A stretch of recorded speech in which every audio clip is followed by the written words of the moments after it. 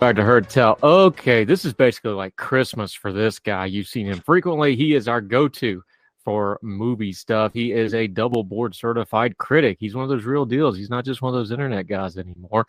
Luis Mendez of the Mendez Movie Report. And of course, we're going to talk about the Oscar nominations, which is Christmas Day for him. How are you, sir? Have you recovered yet? Well, what I'll say about the nominations right off the bat is that they were everything, everywhere, all at once. Very good branding. Yeah, the sweep almost of just about everything you can get. Everything. Look, let's just start right there. This has got to be the favorite for Best Picture in all the major awards right now, does it not? I mean, they've got an actor in every award. Obviously, the technical way they made this film was pretty creative. This has got to be the favorite, yeah. Yeah, which as someone who's rooting for the movie personally makes me nervous because favorites do not have the best record in the preferential ballot era that we've been in for the last decade. It's got the most nominations. I want to say 11 nominations. It got into some places I really didn't think it was going to get into. It got into, I want to say, I think costume design.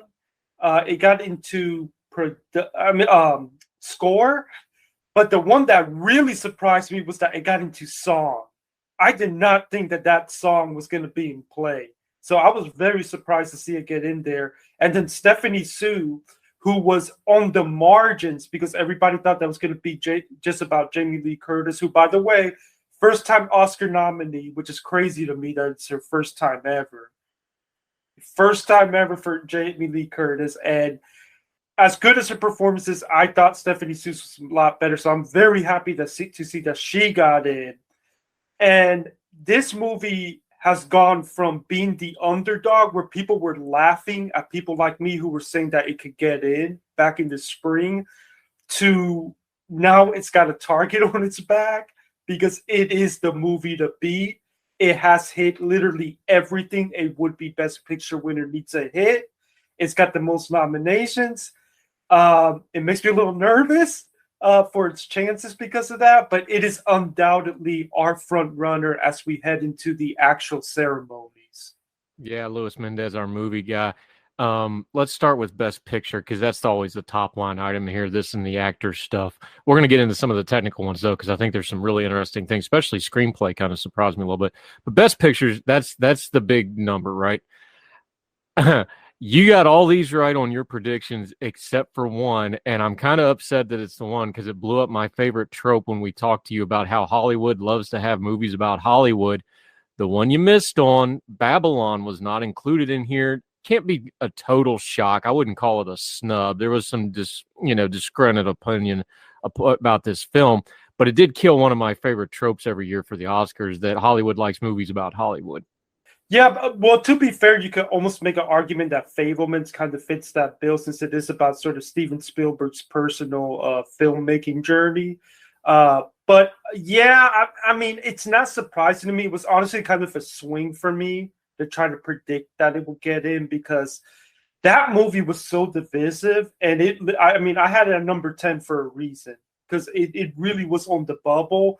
The movie that did get in, Women Talking, was also on the bubble, but ultimately it was able to get in, which even though I personally like Babylon more than Women Talking, I am very happy that Women Talking still got in because it was my number 11 of the year. And it avoided what I think would have been an embarrassing stat for the Academy of no Best Picture nominees directed by women. Now, they still ended up having no women director nominees, but they were still able to avoid that stat, and I'm happy for that film. But Babylon was definitely a movie that was on the edge. I'm not surprised it didn't get in. Yeah, Luis Mendez joining us. I always try to pick out, the Oscars always get this reputation of, well, they'll take a movie that nobody's actually seen. I don't think any of these are too out of the world, but there's a couple that folks probably aren't as familiar with. The surprise here is probably Triangle of Sadness. That's a movie that was very divisive amongst critics. And then Tar, which was getting a lot of talk for Best Actress. We'll talk about that in a minute. Folks are probably surprised that it got a Best Picture, though. And Elvis got a Best Picture. Now, of course, Austin Butler is, in there for Best Actor, but that's another one because Baz can be really diverse on people either loving or hating him. Those are probably the three surprises on that list. Well, I gotta tell you, I actually think two of those should not be considered surprises, Elvis and Tar, because everything that I was seeing and hearing told me they were going to get in. The screenings for Elvis have been nuts, like sold out Academy screenings. People want to see this movie. I People loved are, it. And I'm not oh, a Baz Luhrmann guy, but I thought it was you couldn't go in. We talked about it when we covered the movie. You couldn't go in thinking biopic. You go in thinking superhero musical, and that's what you yeah. get. I thought it was a great movie, though, and I'm not the biggest Baz fan, but I thought it was really good. I mean, it's kind of divisive among cinephiles, but it was in my top 25. I've seen the movie twice now. I think if you're going to do a biopic, the typical cradle to grave biopic, do something new with it. And Bass definitely did something new with it. Tar is sort of like the female version of There Will Be Blood, where you're not following a good person. You're basically it's kind of a character study. And Kate Blanchett delivers a performance that is arguably the female version of Daniel Day-Lewis doing their in There Will Be Blood. So that was a huge critical darling. It's one of my favorite movies of the year. I got spoiled this year. A lot of my favorites got recognition this year, whereas last year not so much. But and then Triangle Sadness is a surprise, even though it was constantly a bubble film. That was the Cannes Film Festival winner. I personally am it's my personal least favorite of the nominees, but that is a movie that was a big hit with a lot of people. It's a satire. It's got that sort of eat the rich stuff that some people eat up. And I'm not surprised that it got in. But I'm not well, I should say I'm surprised it got in, but I'm not shocked because it was always a bubble film. It was always right there. Yeah, Luis Mendez joining us. Let's talk directing. Is Spielberg doing a movie about himself becoming a director going to help or hurt him here, do you think?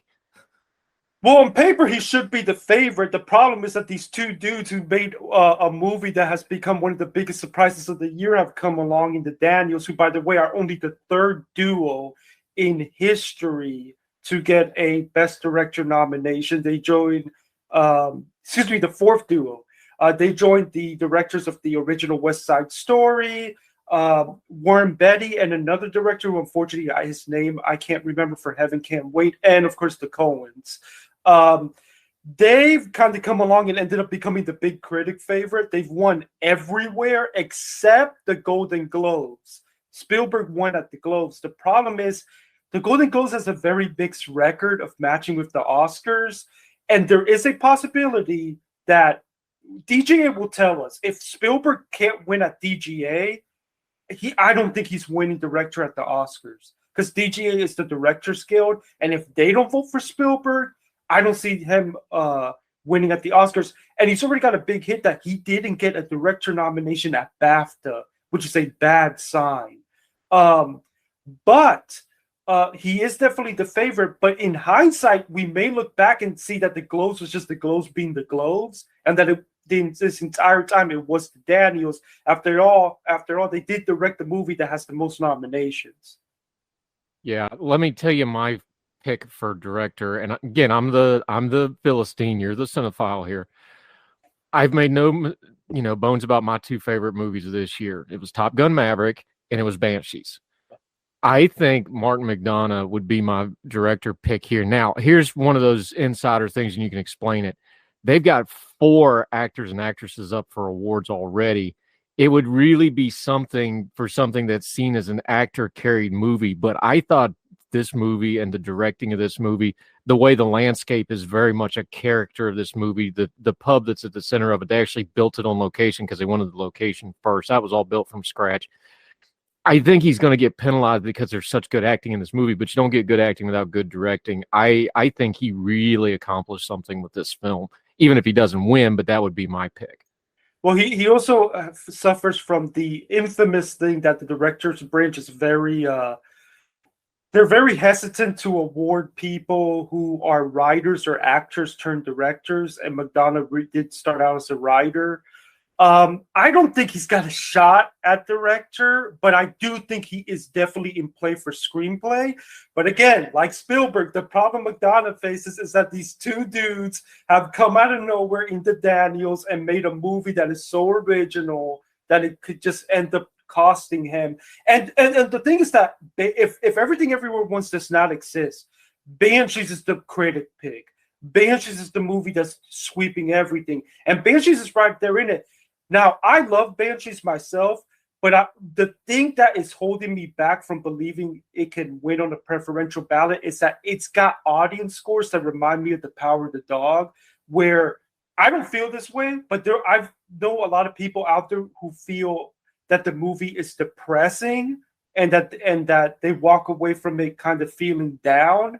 Now, it's a dark comedy. I don't personally feel depressed by the movie, but you can't ignore that when you're thinking about what does well on a preferential ballot. So even though the movie is right there with Everything Everywhere, and if you look at all the stats of what do you want to hit if you want to win Best Picture, it really does seem to be Everything Everywhere versus Banshees.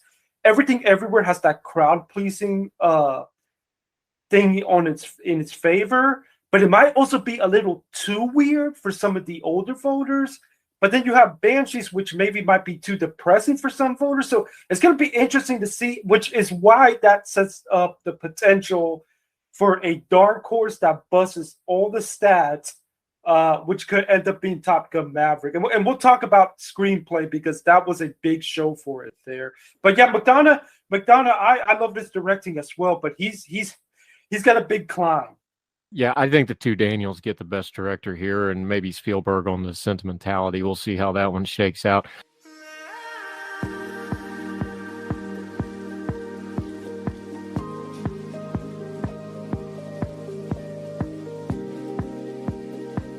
These days, work is in trouble. We've outsourced most of our manufacturing to other countries, and with that, we sent away good jobs and our capability to make things. American Giant is a clothing company that's pushing back against this tide.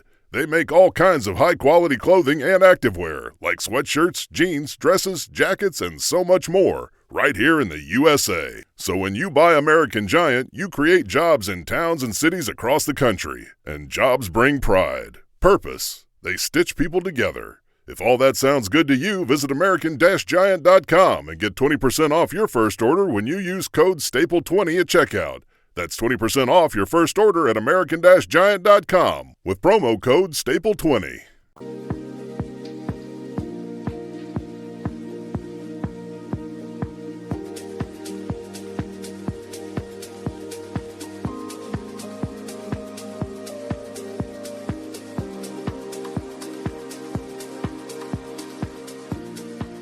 Luis Mendez joining us. Okay, Best Actor. This is where the surprises start rolling in. Big day for Ireland here.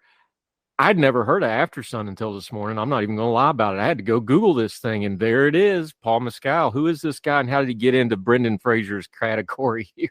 Well, Aftersun is a small A24 movie. It's sort of this big darling among the super niche cinephiles. A lot of people have been saying that it's their favorite movie of the year. Well, I shouldn't say a lot of people. Well, a lot of people in that niche group say it's their favorite movie of the year.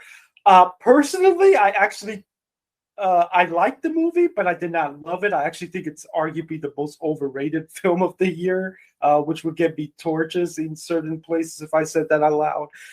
But Paul Mescal is a young up-and-comer. He's Irish actor. Lots of praises for his performance in the movie, and this could end up being the breakout role for him where we start to see him show up in future Oscars. But it is a very small movie. Don't feel bad about not hearing about it. I barely knew about it until the end of the year when they sent me a screener. Yeah, Luis Mendez joining us. The real story in this category, though, is Brendan Fraser going wire to wire with this? I'm starting to have doubts because this movie didn't get into picture, and that is a big red flag because traditionally actor tends to match with Best Picture nominee. He's in it, though. He's in it, but he's going up against Colin Farrell, who is the lead actor in a movie that is currently a top 2 contender to win Best Picture. And then there's a young guy by the name of Austin Butler that has had arguably the breakout role of the year playing Elvis, and they love people playing historical figures. And he has an incredible performance that reminds me a lot of sort of Rami Malek in Bohemian Rhapsody. And if this movie, and this movie showed up elsewhere, big time, I think that it could end up being Austin Butler. But if Brendan Fraser's going to pull this off and become the first, I think it will be the first time since 2010 that it would be a non-Best Picture nominee winning Best Actor. He's really going to have to show up and get a big win at SAG. What helps Fraser at the moment, and it feels like he's kind of climbing, is that he gave this incredible speech at the Critics' Choice Awards. And that speeches matter because it gets those narratives going and voters start getting behind you.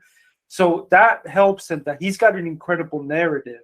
But it's going to be tough for him because there are two contenders right there with him who have Best Picture nominees. Luis Mendez joining us. Here we go again for Best Actor Supporting Role. Banshees gets 2 in there, which was surprising. And then the other one, here's another surprise. One of the few misses you had on yours. We're going to link to your Ordinary Time so everybody can see how you did. You really did well here, by the way, my friend. Brian Tyree Henry in Causeway. Here you go again. I had to go Google it. I'd never even heard of this picture, and here he is in a supporting role Best Actor nomination nod. Yeah, one of my favorite, usually I don't mind getting stuff wrong, but if I'm going to get stuff wrong, I want it to be something I'm happy for. And I am so happy for Brian Tyree Henry because he was in my personal 5 for the critics groups that I voted in.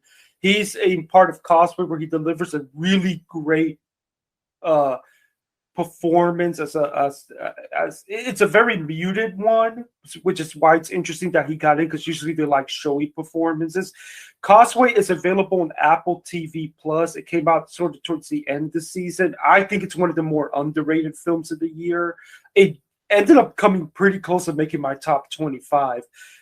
It's an interesting character drama about a veteran dealing with PTSD and having to overcome that. And Brian Tyree Henry does one of the best performances of the year, if you ask me. So I'm very happy for him to get in. He was in my personal 5. I'm surprised but not shocked he got in because I did have him as a bubble guy right there. But yeah, he's definitely a big surprise because a lot of people thought it was going to be Eddie Redmayne for The Good Nurse, but it looks like he ended up just coming up short. But when it comes to supporting actor, the big story is Ke Huy Quan from Everything Everywhere, who literally has broken the record for critic sweeps of victories of any category ever. This dude cannot lose. He is winning supporting actor at some of the most snobbiest, highbrow critics organizations that you will know. This dude is just dominating, and I'm so happy for him because this guy is basically told that he can't be involved in acting anymore because he's Asian. So he ends up just doing a lot of behind the scenes stuff. 30 plus years later, decides to get back into acting after he saw Michelle Yeoh in Crazy Rich Asians. Comes back, and the first movie that he does with Michelle Yeoh there is going to probably lead to him actually winning a freaking Oscar. It's one of the most insane stories of the season. So, I mean, he is easily probably the biggest lock out of all the acting contenders.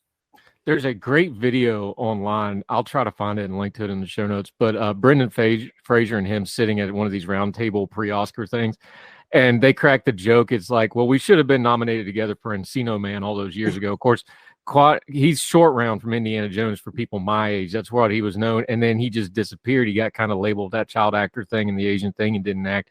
It's such a cool story. I'm kind of hoping he wins. Let's move on to the ladies. Luis Mendez joining us. We're talking Oscar nominations. Best Actress.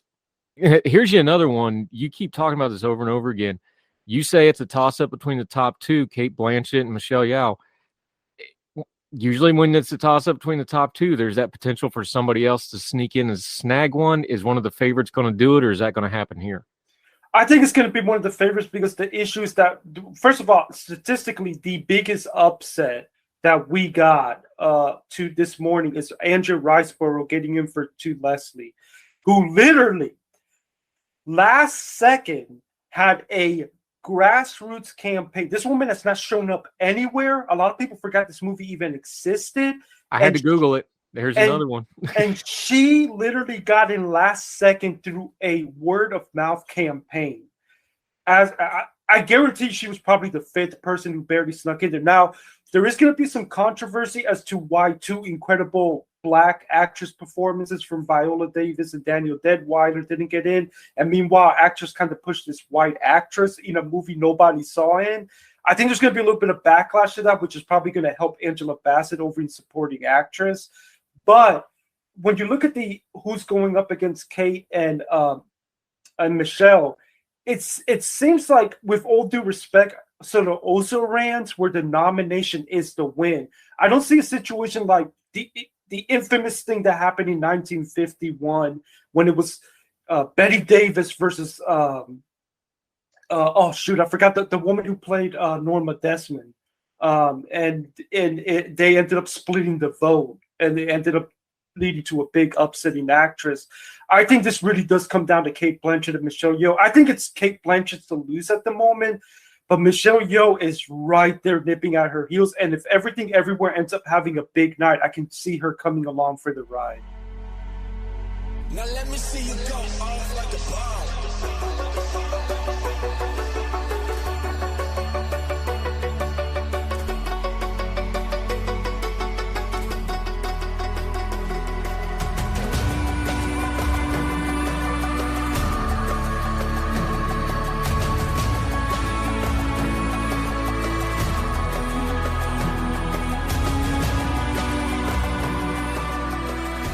Luis Mendez joining us. You just mentioned it. Let's just go ahead and talk about it. Best Supporting Actress.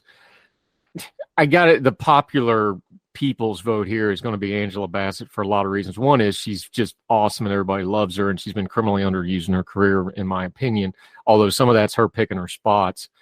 It's been a long time since she's been up at the podium. She's wonderful. You know, there's all the stuff with Black Panther, Wakanda Forever. There's all that emotion behind it. That's all going to get channeled towards Angela Bassett in addition to her performance. Is it going to be enough, though? Because you've got two from Everything Everywhere All at Once in the same category. You got the Whales back in there, and Carrie Condon, who was awesome in Banshees, doesn't work without her. She's the pivot that makes that whole male-driven angst fun ride of dark comedy work. And again, I love that movie. Is Angela Bassett the favorite? Is she going to win it? She is the favorite. The problem that Angela Bassett's going to have to deal with, though, is that she doesn't have a Best Picture nominated film. And the question is, can she win at BAFTA? Because BAFTA makes the Academy look like the People's Choice Awards. There's a reason Top Gun Maverick and Black Panther Wakanda Forever didn't show up as much at BAFTA. But the fact that she still showed up at BAFTA could end up being a good sign. Also, she's got the narrative. This woman, this is only her second Oscar nomination, and the last was like almost 30 years ago or something like that for the Tina Turner film. And I think that what's in her favor is the narrative and the fact that now we've saw two major contending Black actresses missing lead actress. I think you're going to see this imperative of we got to award Angela Bassett so we can get a woman of color Oscar. And she, by the way, is the first ever MCU acting nominee ever. And it would be very interesting to see if the MCU, at a time that the industry doesn't have the greatest relationship with it, still manages to pull off a supporting actress Oscar win. But because I do think she's favored at SAG, and then if she wins at BAFTA, I don't see anybody beating her.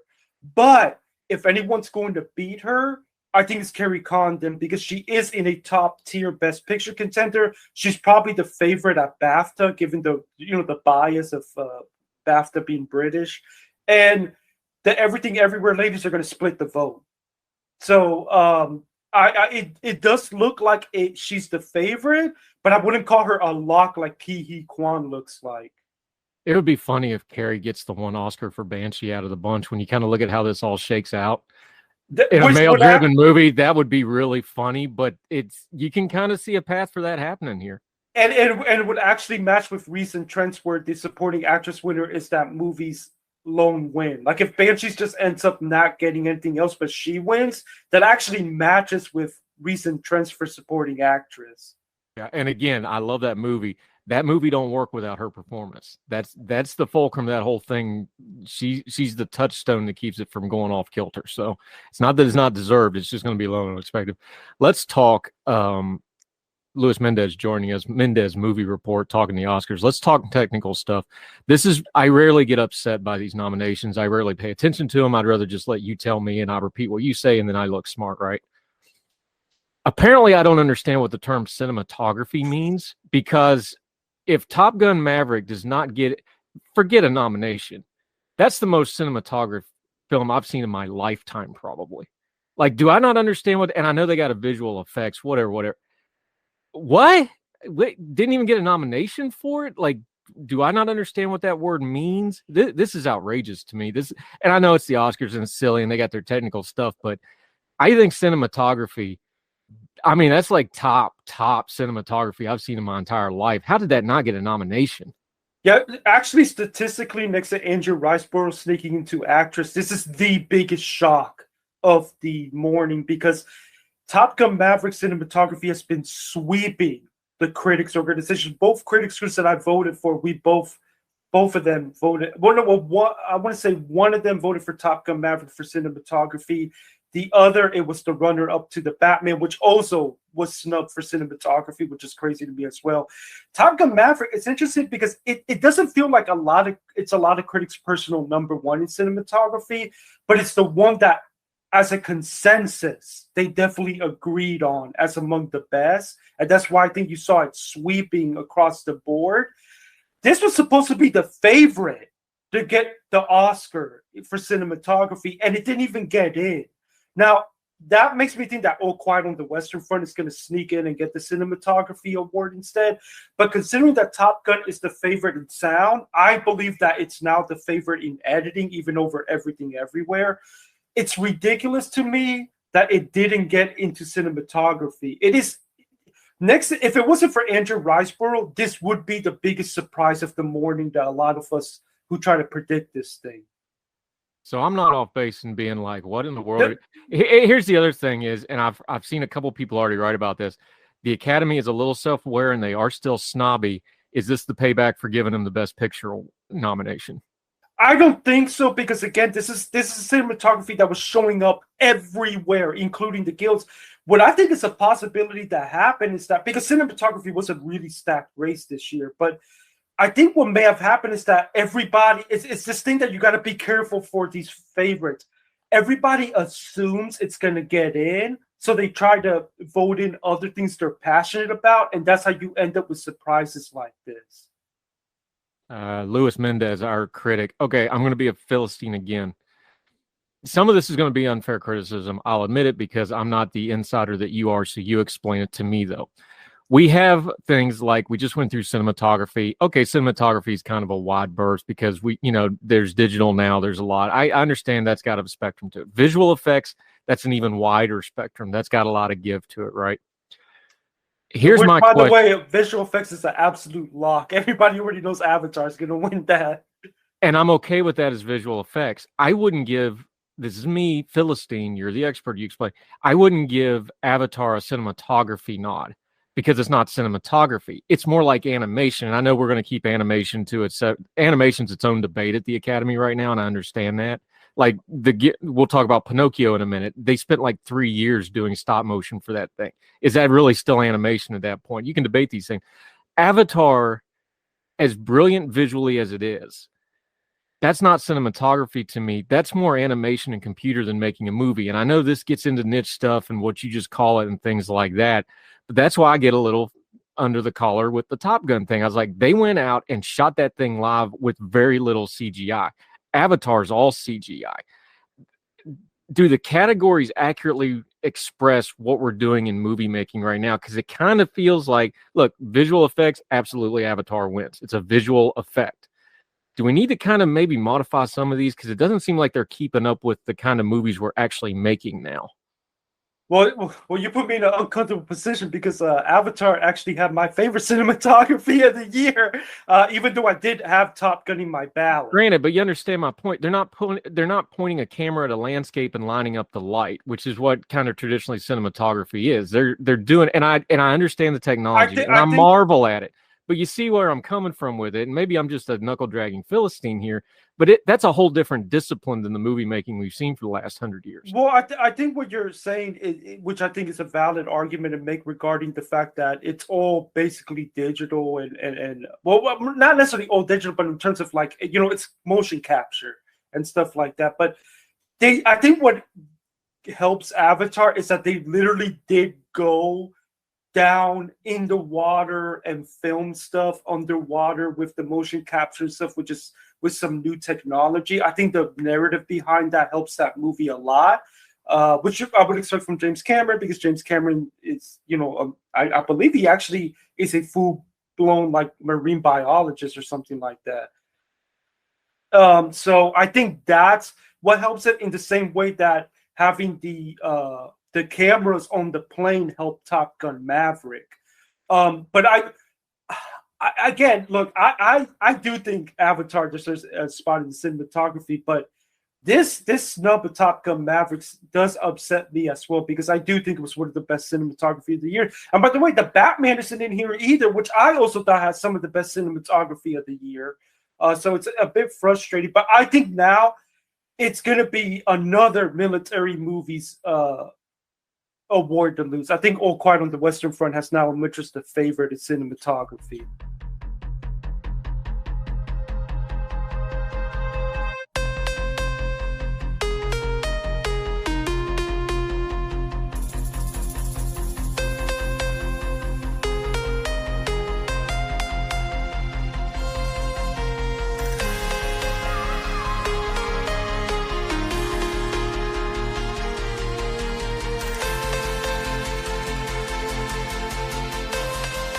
Yeah, Luis Mendez. All right, let's put a bow on this. The Oscars are coming. Of course, Everything Everywhere All at Once is now the favorite. They've got 11 nods, so they're probably not going to get into the double-digit, clean sweep category of the Oscars. Let's put the over-under. Let's call it 8. 8 wins, over-under. Under. Because even movies that have a lot of nominations and still go on to win picture and everything, even they in this era get like 4 less wins, because we are in an era where you're seeing voters spread the love more than they did in the old days, where whatever had the most nominations was probably going to sweep a lot of awards. All right, let's just run through the list real quick here. All Quiet on the Western Front and Banshees both had 9 nominations each. How many? And Banshees, half of those are for acting, which is really remarkable. Tells you what quality this film was. How many nods do you think both of those get with 9 nominations each? Definitely under. I think All Quiet is going to have a shot to split text with Top Gun and Avatar. Banshees has the problem that it keeps being the number 2 at the moment to a lot of things. So I would say that unless Banshee suddenly becomes the front runner for picture, it maybe only escapes with 1 or 2 wins. Elvis has 8 nominations. Obviously, Austin Butler is the one everybody's going to really be paying attention to. It's also up for a lot of design type of technical awards. How many do you think, and does Butler sneak in with a Best Actor? It's all about Butler. He is that film's biggest chance at Oscars. And if he wins, I guarantee you makeup's going to come along with him. All right, good point. Fabelmans, of course, this is Steven Spielberg being Steven Spielberg to a certain extent. They're up with 7. Yeah, this all hinges on best director, right? If he wins Best Director, they'll get a couple more somewhere in there. Fabelmans is all hinges on Spielberg and if he's enough, because that movie has been fading of late, and there's been stories that Academy voters don't like it as much as we thought they would. But Spielberg is that movie's best shot. If you start to see that Spielberg can't even win at DGA, there is a possibility Fabelmans gets nothing. Wow, really? Okay, Tar and Top Gun Maverick both got 6. Tar's kind of that same situation as go Kate Blanchett's probably how the movie goes. Yes, it's all about Kate. It's Also a basically dark horse for director, I should say, since we brought that up. well, yeah, but I mean, he's not going to win director as much as I like Todd Fields directing in that movie. But Kate is basically Daniel Day-Lewis in There Will Be Blood. It's basically all about her and if she can win. In terms of Top Gun, for Top Gun, it's all about how many techs can it win and does it have an outside shot at winning that adapted screenplay, because adapted screenplay tends to go to a Best Picture nominee. Yeah, and that's probably why those got coupled together. Black Panther, here we go again. Angela Bassett. Look, I love Angela Bassett. She's been a favorite for years and years and years. I'm great if she gets another Oscar. I would love to see it. If that happens, they'll probably pick up some more. Yeah. It's all about Angela Bassett. The movie does have chance at a couple texts, particularly costume design, but it is all about Angela Bassett, and she is that movie's chances. All right, finally, Luis Mendez Movie Report, our expert, your favorite Oscar category. Who's winning Best Song? I really hope it's Natu Natu from RRR, that where it finally showed up somewhere, and that performance at the Oscars is going to be so much fun to see. I'm going to go with Natu Natu, but keep an eye on what's it called? Hold My Hand from Lady Gaga from Top Gun Maverick. That is the song that has been right there with it. I got a bad feeling about the song category. I'm getting Phil Collins kind of vibes about sneaking in with a very generic. I'm getting a bad feeling about Best Song category, buddy. I'm just telling you. I'm good with both of those. I think those are both winners. Look, my family's got Hold My Hand on repeat right now because we all love Top Gun and my kids all love Lady Gaga. I got a sneaking suspicion though, man. I'm just a little worried about how that nomination shook out. Well, so which is the one that you're scared of? The Black Panther song? I'm a little worried about the Back Lift Me Up sneaking in there. Not that it's not a great song. It's a good song. Yeah. It feels like that Phil Collins Oscar. It's that catchy pop song is gonna sneak in there and everybody's gonna be like, wait, how'd that win? Well, if anybody's watching the ceremony, if Everything Everywhere actually pulls off Best Song, it's gonna win Picture, but because there's no way it should be winning Best Song. It's literally snuck in there. So at the very least, we'll know that if it wins Best Song. I love me some Rihanna, but like she can't have the Super Bowl and an Oscar within a month, 2-3 weeks each other. That's not fair. Can't do that. And I got to tell you, that's some good campaigning right there for her too. She's gonna be at the Super Bowl before they start voting.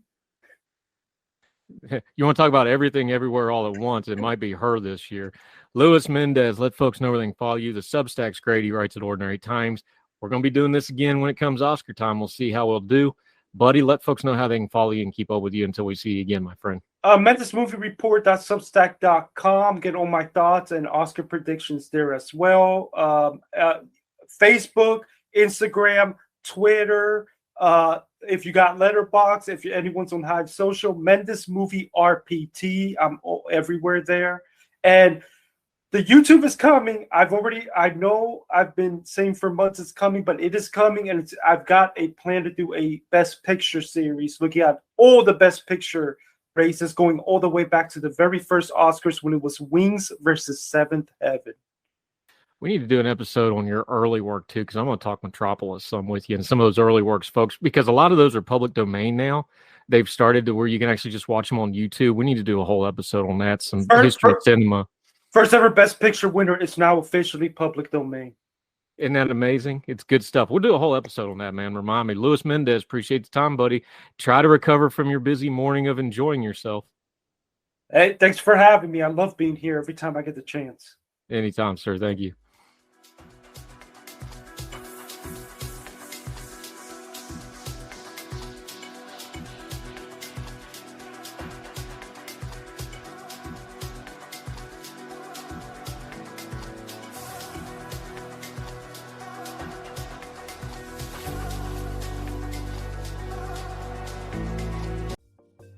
Folks, if you've listened to the Heard Tell program, you've heard our friend Gabriella Hoffman, but you need to make sure you're checking out her podcast, District of Conservation. It's a podcast exploring the nuances of true conservation efforts from DC and beyond.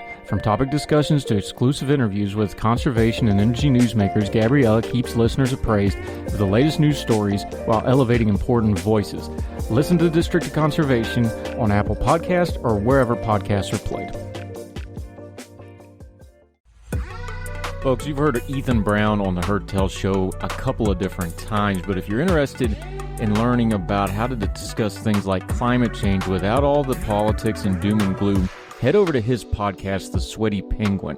Sweaty Penguin is a late-night comedy-style climate podcast working to add nuance, critical thinking, humor, and hope to the climate conversation. They got over 100 episodes already, breaking down weekly news stories and specific topics, from the vanilla to the ADHD to the international accountability to orangutans. Yes, I know, it's a comedy thing, so just go with it. But each time, exploring different ways we can make progress on these issues while still helping the economy, health, security, and everything else we care about. If you feel overwhelmed, exhausted, or excluded by today's climate change discourse, this is the podcast for you. Find The Sweaty Penguin wherever you get your podcasts or at www.thesweatypenguin.com.